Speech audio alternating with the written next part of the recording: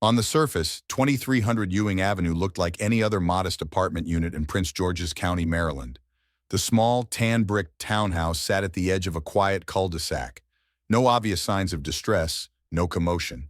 The trash bins were aligned neatly along the curb. But inside, something had gone very wrong. At 4:36 p.m. on April 24, 2025, a welfare check was requested by a supervisor at the U.S. Census Bureau concerned about a missing employee named Sharon Turner.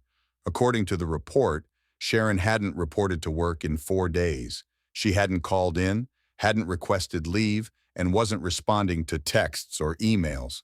The final voicemail simply said, "I hope everything's okay." But by then, it probably wasn't.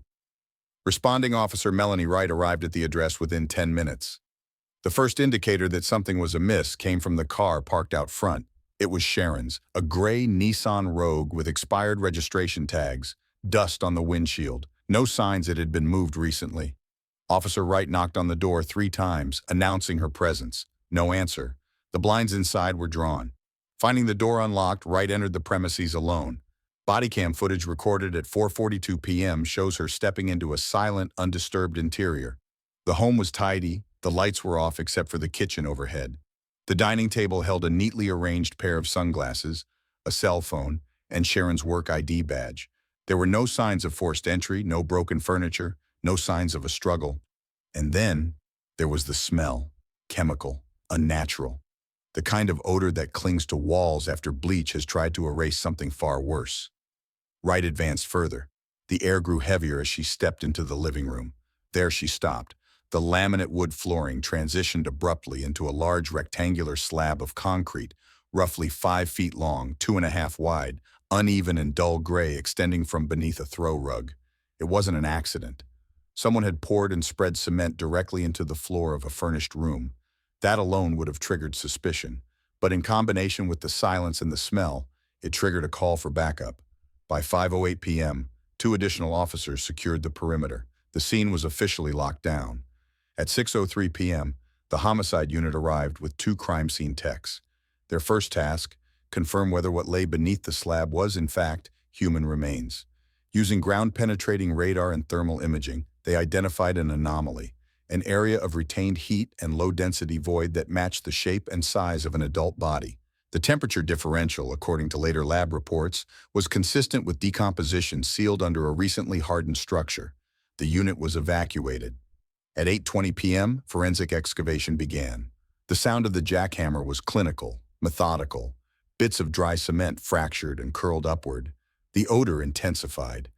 Beneath the broken concrete and a thick plastic sheet, the outline of a human form took shape. A black polyethylene tarp had been used to wrap the body. The plastic was sealed with duct tape at the joints. The outline of knees, shoulders, and scalp were unmistakable. By 9:43 p.m., the body was fully exposed and confirmed to be female. Identification was deferred pending official medical examination, but initial assessment, including fingerprints, hair, and personal effects, pointed to a match with Sharon Turner. She had been missing for 4 days. She had never left her home. The body was transported to the office of the chief medical examiner in Baltimore at 12:23 a.m. on April 25th.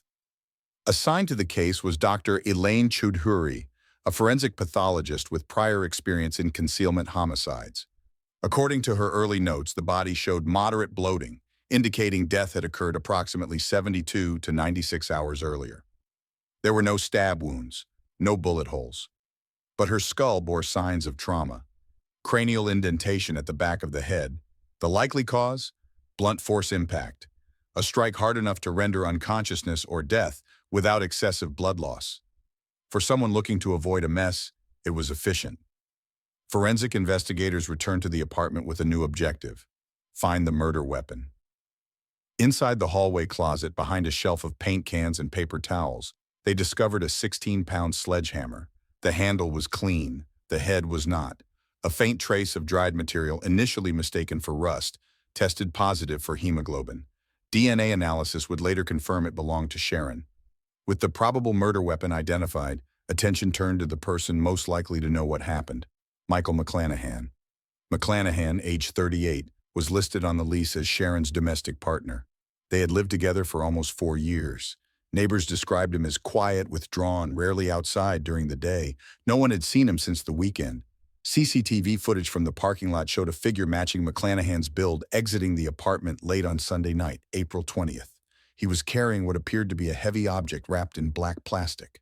The footage was blurry, no facial ID, but the timestamp, 10:53 p.m., fell squarely within the estimated post-mortem window.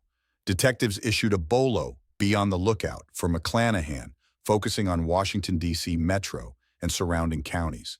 Phone pings from the area showed no activity since April 21st. His social media had gone dark, credit cards uncharged. At this stage, investigators had a timeline. April 20th, 8:12 a.m., Sharon's last login to her work email. April 20th, 10:17 a.m., Sharon's phone goes inactive. April 20th, late evening, figure resembling McClanahan, seen removing plastic-wrapped object from the residence. April 21st, 24, no contact, no movement, no digital trail. A search of recent purchases through Sharon's joint household accounts revealed multiple transactions from a local hardware store, dated April 20th. Items included 580 lb bags of fast-setting concrete, 2 rolls of 6 polyethylene plastic, a roll of duct tape work gloves. The receipt bore a handwritten name, Mike M. As forensic analysts sifted through the data, something began to crystallize, not just the crime, but the effort made to hide it. The preparation was rushed but methodical. The disposal attempt wasn't a heat-of-the-moment panic, it had steps, planning, timing. The last question, then, was motive. Neighbors were asked again about the couple's relationship.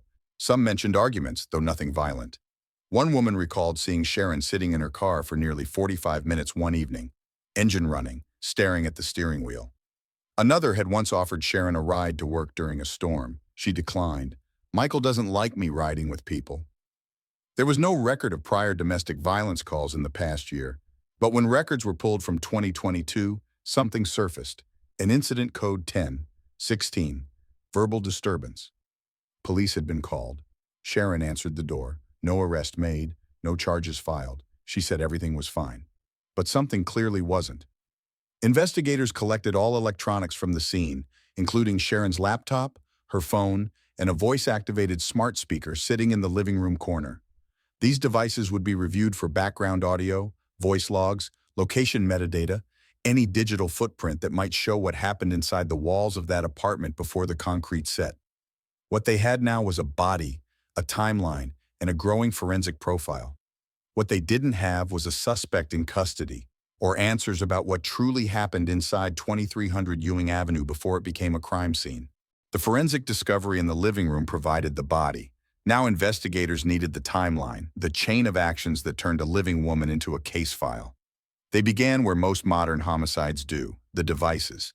At 8:15 a.m. on April 25th, detectives submitted a request for expedited forensic imaging of all digital hardware recovered from the apartment.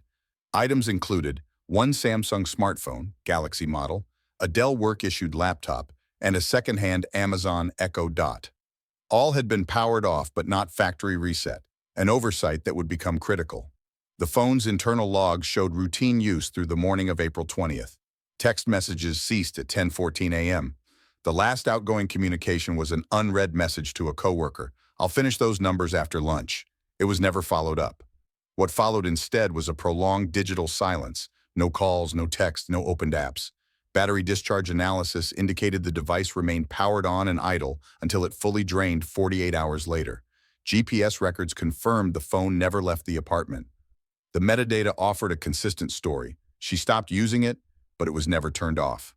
Just abandoned. The laptop, a work-assigned government machine, was more revealing. Remote IT logs showed Sharon logged into the Census Bureau's secure portal at 8:12 a.m. She downloaded a spreadsheet, responded to 2 emails, and then at 9:37 a.m., her typing stopped. The cursor blinked in a draft for an internal budget review. It remained there for 40 minutes before the session auto-logged out due to inactivity. It never reconnected. Investigators requested logs from the agency's secure access points. No attempt was made to log in remotely again after that session.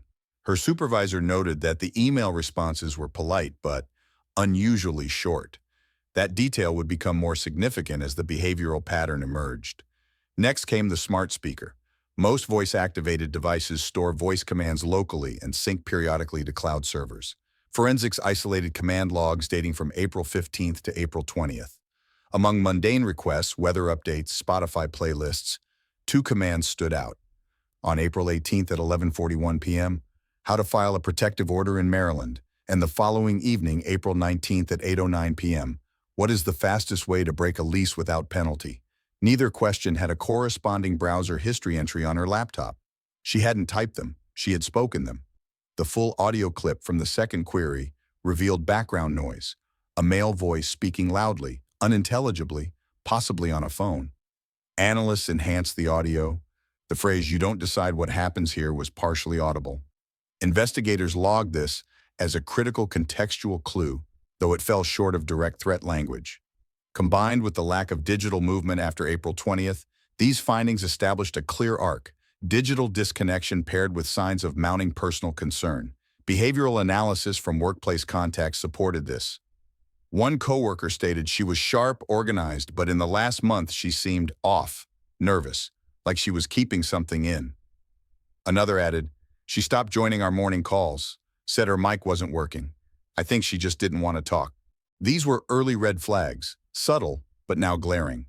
The Department of Justice's domestic violence protocols categorize this phase as withdrawal with intent, often preceding a victim's attempt to separate from a controlling partner. Her email folders showed deleted drafts referencing rental agreements and relocation. None had been sent. A browser autofill entry recovered from cache suggested she'd begun filling out an application for a transitional housing program in Prince George's County. Investigators tracked down the shelter director, who confirmed Sharon had called briefly 2 weeks prior but never followed up. The question became, what stopped her? To further validate the timeline, detectives subpoenaed Wi-Fi router logs. Between April 18th and April 20th, the household devices connected as expected: TV, laptop, speaker, both phones. After 10:17 a.m. on April 20th, only one device remained active. A second phone registered to Michael McClanahan. It continued connecting to the network until 4:42 p.m. on April 23rd. Then it too disappeared from the logs. That confirmed McClanahan had been in the apartment after Sharon's phone activity ceased. His device used the same IP address for over 72 hours after her digital silence began. This aligned with the concrete slab's moisture readings and the known cure rate. The sequence held tight, too tight. One detective summarized it in his report: the data aligned too cleanly. Sometimes that's the problem. Investigators cross-referenced McClanahan's device with cell tower logs. Pings confirmed his phone traveled across the D.C. border early April 24th and stopped near a commercial area. Later that day, he would stab a man in a Walmart parking lot, an event that finally put him back on law enforcement's radar. But the motive behind the killing of Sharon Turner hadn't yet emerged. There were no insurance claims, no immediate financial gains, no public rupture. What remained was the psychological autopsy, the slow erosion of a private life that now existed only in server logs and voiceless recordings. What became clear was this: Sharon had been trying to leave, quietly, carefully, but the attempt never made it past planning. Her digital trace was not just data, it was an echo, and for investigators it spoke volumes. In any suspicious death, what's left unsaid is often more telling than what's confirmed. In Sharon Turner's case, the digital evidence had established an abrupt end to communication. What remained was to fill in the spaces between routine and rupture, the behavioral signs that preceded a concealed homicide.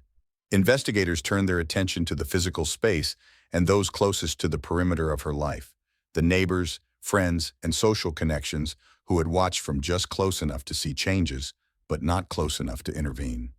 The apartment complex at 2300 Ewing Avenue was quiet by nature. Rows of units with few shared walls, no communal areas, and neighbors who often kept to themselves. But even in isolated housing, patterns become visible with time. Detectives canvassed the area the day after Sharon's body was recovered. 12 residents were interviewed. Most stated they hadn't noticed anything unusual in the days prior to the welfare check, but several did recall something critical in hindsight: a gradual withdrawal. One neighbor recalled, "She used to walk every morning, like clockwork, around 6:30 a.m. with a travel mug. Then she just stopped." Another noted a different change. "She didn't make eye contact anymore, not like she used to, like something had her on edge." These observations weren't enough for probable cause, but they were enough for context. Behavioral forensics relies on micro-patterns, shifts in routine that, when combined, form a narrative of constraint.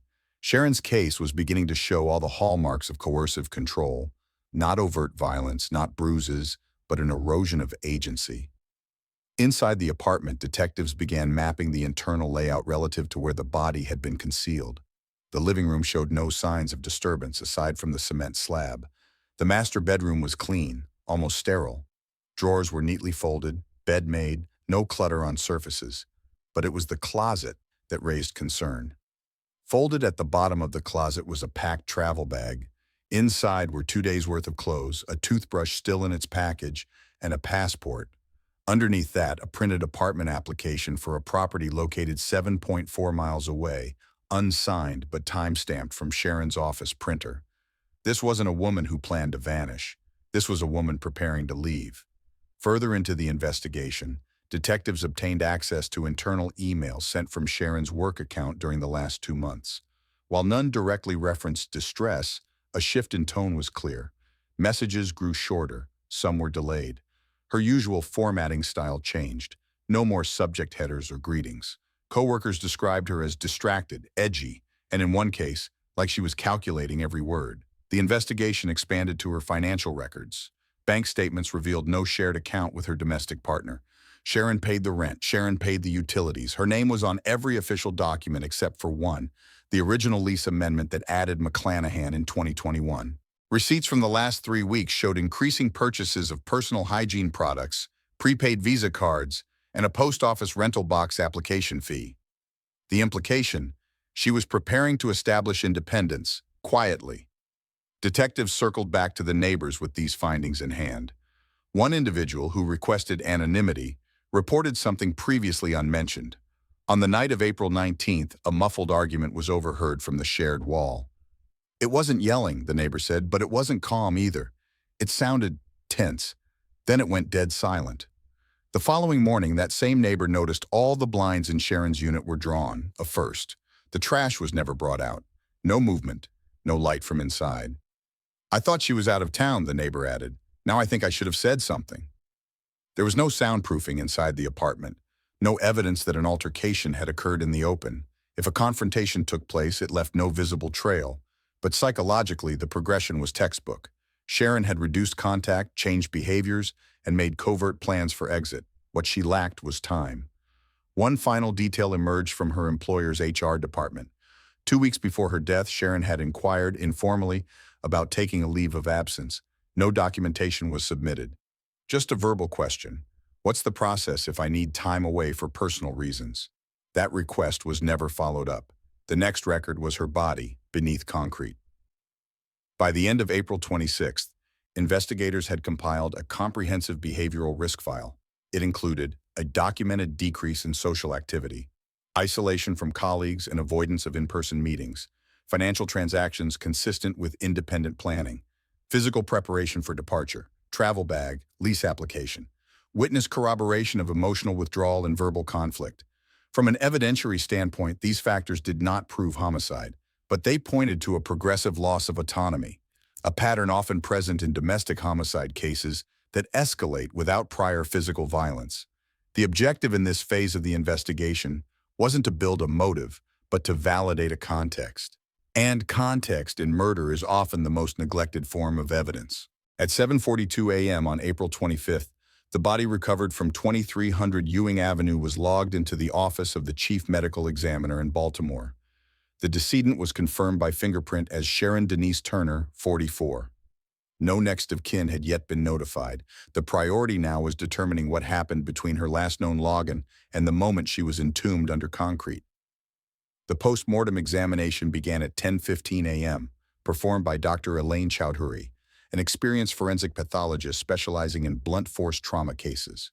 The documentation was meticulous. Each step was recorded under video and transcribed into the forensic case file PG 25-1183. Sharon's body was moderately decomposed, but the low-oxygen environment beneath the concrete and plastic had slowed decay. There was no visible trauma to the abdomen or thorax, no sharp force injuries, no ligature marks. However, there was a pronounced concave depression at the occipital region of the skull, back left quadrant, measuring approximately 4.8 centimeters in diameter. The wound was consistent with impact from a heavy blunt object, round-headed, possibly metal. Tissue surrounding the impact zone exhibited subarachnoid hemorrhage and basilar skull fracture extending into the foramen magnum. Brain swelling confirmed the injury had been fatal. No other injuries showed signs of hemorrhagic response. This suggested a single-event blow, delivered while the victim was upright or semi-reclined. A toxicology screen was completed. No alcohol, no narcotics. Trace levels of over-the-counter sleep aids were found, not outside therapeutic range. No sedatives, benzodiazepines, or controlled substances. There was no evidence of sexual assault, no defensive wounds, fingernails were intact and clean. That last detail mattered. Combined with the absence of other trauma, investigators concluded that the victim had not resisted. She had either been unaware of the impending strike or incapacitated. The autopsy also confirmed ante-mortem ingestion of food. Gastric contents contained partially digested carbohydrates, likely cereal or crackers, consistent with a breakfast meal. This corroborated digital logs placing her last device use in the morning of April 20th. Death likely occurred between 10:30 a.m. and noon. The timeline held. The forensic team cataloged other indicators. Minor petechial hemorrhaging around the eyes suggested a brief hypoxic event. It was unclear whether this occurred during trauma or after containment. Duct tape residue was present on the wrists, but no bruising or ligature pressure. The bindings were post-mortem. The body had been positioned with deliberate symmetry, arms folded, legs straight. Double-wrapped in polyethylene sheeting. The first layer had been sealed with gray duct tape, the second loosely folded to contain decomposition fluids. This was not improvisational concealment. The method matched procedures used in organized disposal attempts. It signaled time, preparation, and a level of detachment. One detail stood out. Inside the wrapping, near the shoulder, was a single latex glove. It had not been used. It had not been worn. It was crumpled and clean. Forensics later confirmed it held only the manufacturer's powder coating. No DNA, no sweat residue. Its presence appeared accidental, or perhaps discarded mid-task. Either way, it became part of the narrative. The disposal container, the concrete slab, was assessed in parallel. Analysis of the cement type and layering suggested 3 pours, staggered in 6-hour intervals. The initial base had cured partially before the second pour began. Air pockets trapped between layers confirmed the segmentation. Each batch had been mixed manually, as determined by inconsistent hydration and layering. A plaster trowel found in a hallway utility bin bore residue matching the slab composition. The tool had been purchased at the same hardware store listed in the April 20th transaction logs. This tied the concealment directly to items obtained within 24 hours of the probable time of death. The weight of forensic evidence was becoming conclusive. Sharon Turner had died from a single controlled strike to the back of the head. The impact was deliberate. Her body was handled with calculated precision. The concealment effort was staged over the course of a day, with repeat access to the body during that time. The suspect had not panicked. He had methodically engineered a temporary burial inside a shared residence. At 5:17 p.m., the chief medical examiner submitted the final COD, cause of death, homicide, blunt force trauma to the cranium with secondary findings of post-mortem concealment. With the COD in hand, homicide detectives returned to the apartment to cross-reference the impact injury with available household items. The sledgehammer recovered from the closet had been submitted to the lab 2 days earlier. The head diameter matched the wound profile within 2 mm. Blood trace was faint but present. DNA matched the victim. Fibers from the closet carpet found embedded in the hammer handle placed it within the disposal vicinity. The timeline now included a confirmed murder weapon, wound trajectory, and staging sequence. No fingerprint evidence was recovered from the duct tape or polyethylene wrap. The suspect had worn gloves, but the forensic trail was intact, and the timeline was airtight. By April 26th, with the cause of death confirmed and physical evidence locked in, the investigation turned toward reconstructing the movements of the primary person of interest, Michael McClanahan. At that point, he was still not in custody. The objective now was twofold: locate him and trace his actions after April 20th, the estimated day of Sharon Turner's death.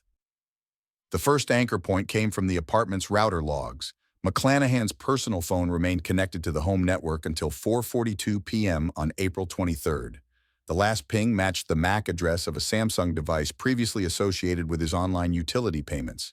That timestamp established that he had remained in the apartment for at least 3 full days following the fatal event, enough time to clean, stage, and pour the concrete concealment in phases, as confirmed by cement layering. Investigators used tower triangulation data to track his phone's movement from that moment.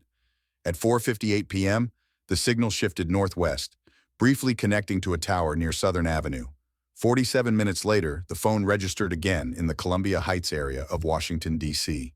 Then it went offline. Surveillance from Metrobus routes and nearby traffic cams picked up a man matching McClanahan's build exiting a 70 Metrobus line at 14th and Park.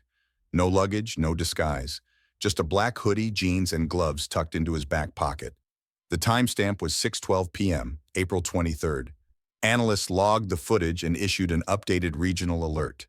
The following day, April 24th, he resurfaced on CCTV in a Northeast D.C. Walmart at 10:47 a.m. Cameras inside the store captured him browsing hardware aisles, observed handling utility knives, duct tape, and a shovel. None were purchased. He exited without incident. Less than 15 minutes later, 11:03 a.m., a 911 call was placed from the same Walmart parking lot. A male victim, age 32, had been stabbed in the abdomen near the cart return area.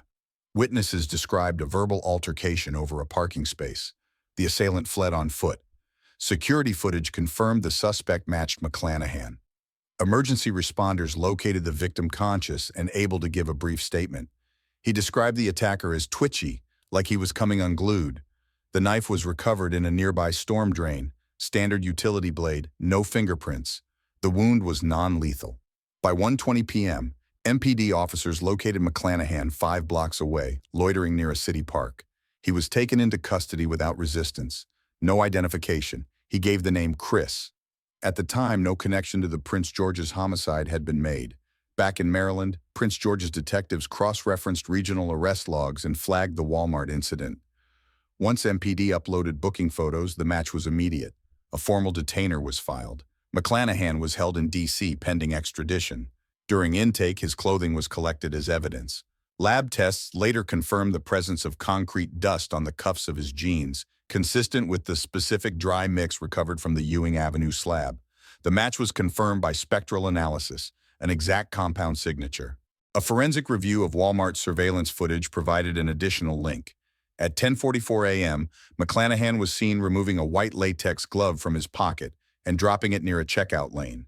The glove was collected and tested. While it bore no blood trace, fibers on the interior lining matched those from the tape used to bind Sharon Turner's remains. Chain of custody was verified. It became another piece in a mounting physical timeline. Investigators also examined ATM and financial activity. McClanahan had no recent bank withdrawals. But 2 blocks from the Walmart, he had attempted to use Sharon Turner's debit card, denied due to inactivity lock. Security cameras captured him at the machine. His attempt was flagged and preserved. When questioned during initial booking, McClanahan offered no explanation. He requested an attorney. No confession was given. But the trail was intact. He had remained in the apartment for days following the murder. He had moved in public without concealment, and he had made no credible attempt to flee the area. The final forensic thread came from a trace data extraction performed on McClanahan's recovered phone. Though wiped, fragments of his Chrome browser history remained in cache. One search conducted on April 22nd read, "How long before a body smells in plastic?" Another dated April 21st. "What happens if you bury someone in concrete?" Search history timelines aligned precisely with the evidence layering and physical concealment confirmed at the scene. The case was no longer circumstantial. It had become sequential. With forensic evidence secure and the suspect in custody, investigators moved into the behavioral reconstruction phase. The goal was to determine whether Sharon Turner's murder followed a spontaneous escalation or reflected a pattern of coercive control, often unreported, rarely documented, but central in many domestic homicide cases.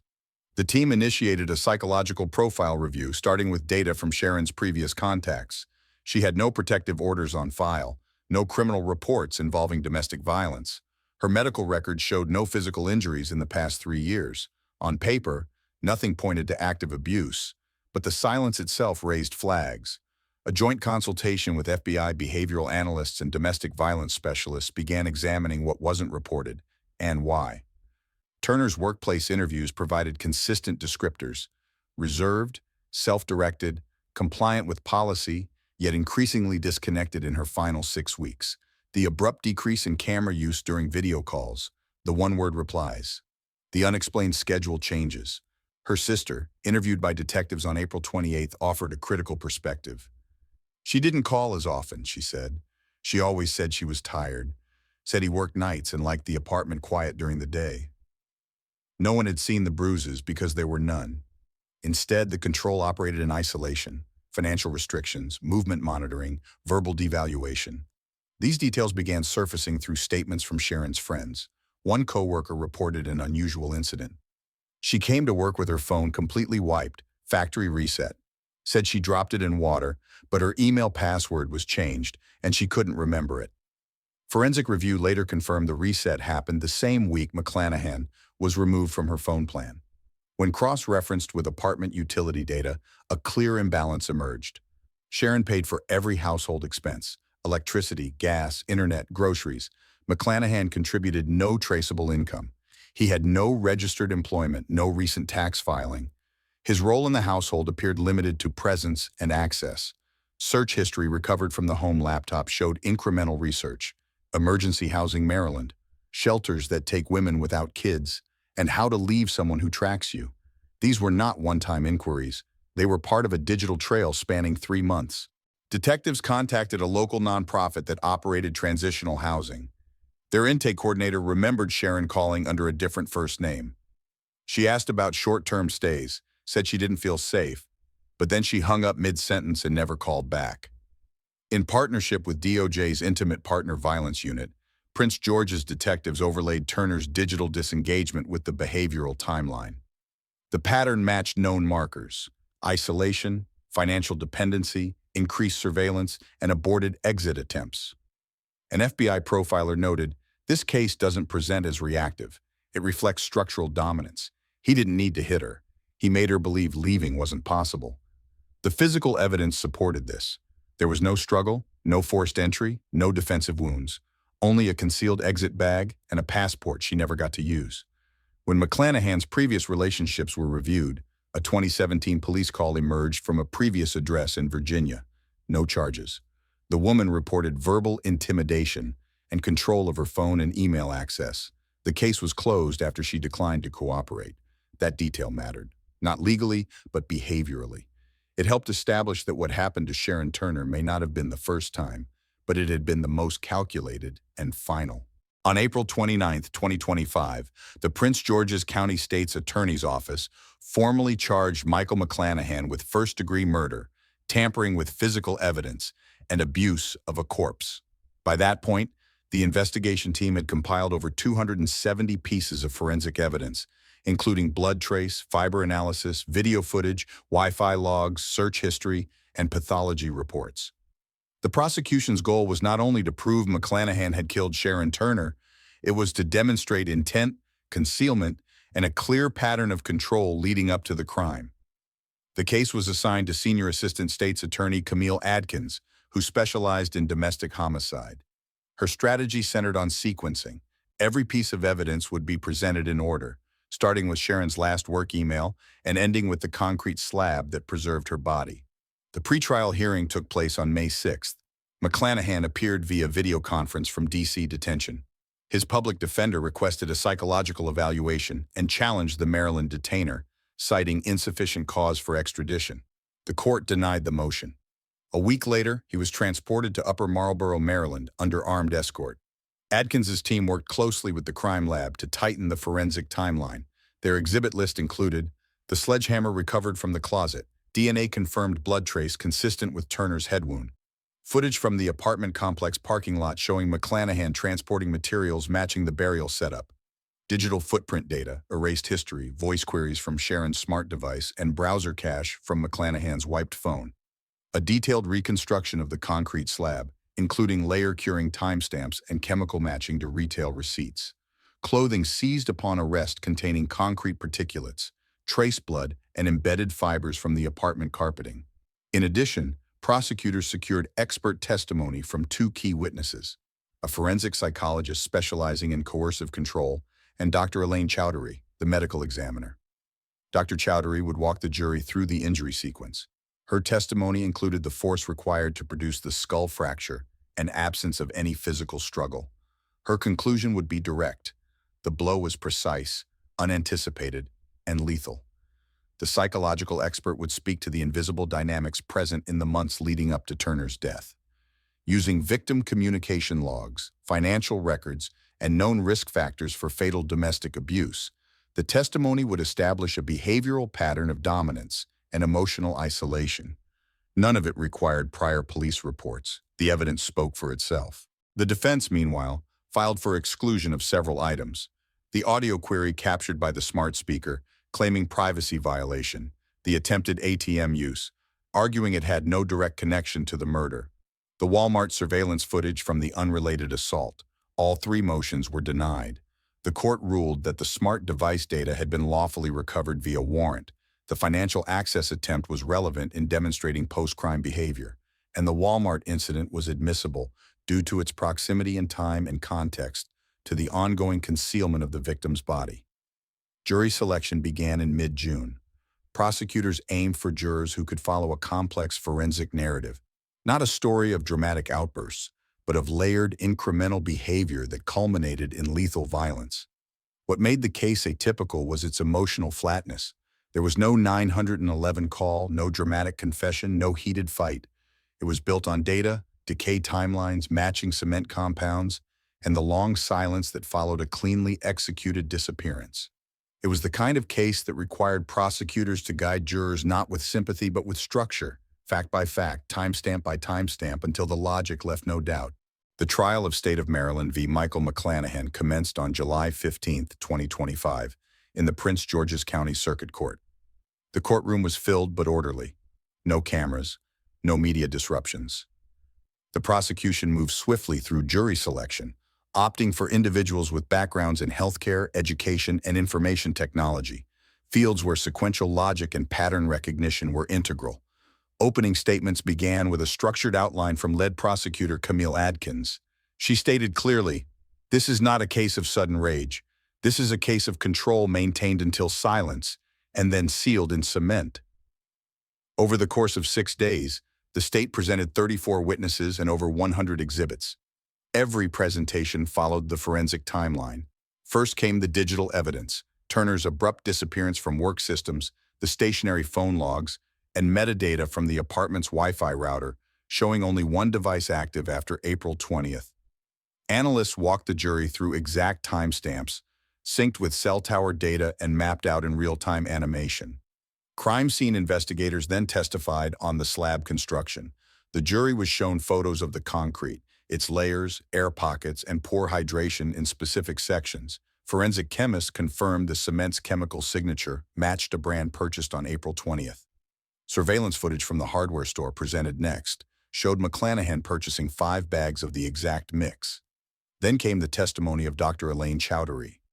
Her report on Sharon Turner's autopsy was already part of the court record, but her in-person statements carried the necessary weight.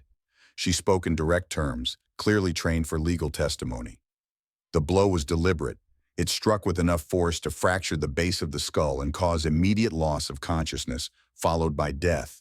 There were no defensive injuries. This indicates the victim did not see it coming, did not resist, and did not survive long enough to cry out.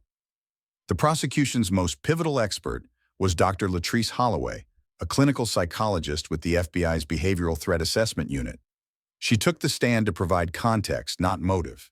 Her focus, the behavioral markers that predate domestic homicides where physical abuse is minimal or absent. Using Turner's digital footprint, financial records, and communication history, Holloway explained a pattern of coercive control. Control can exist without bruises, she testified. Sharon Turner displayed classic indicators of being surveilled, manipulated, and systematically isolated. She prepared to leave but never did.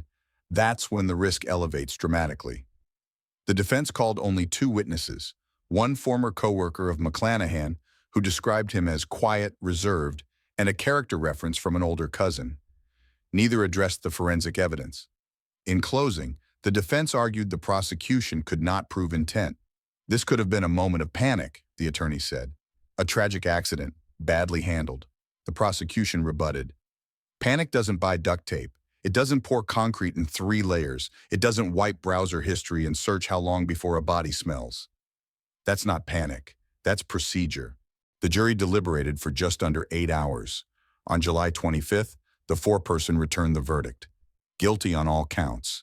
Sentencing took place 1 month later. Turner's sister read a short statement. She did not cry. Sharon didn't get to leave her life, but today we leave her death in this courtroom. We carry her forward, not him. Judge Monica Keene imposed the sentence, life imprisonment without parole.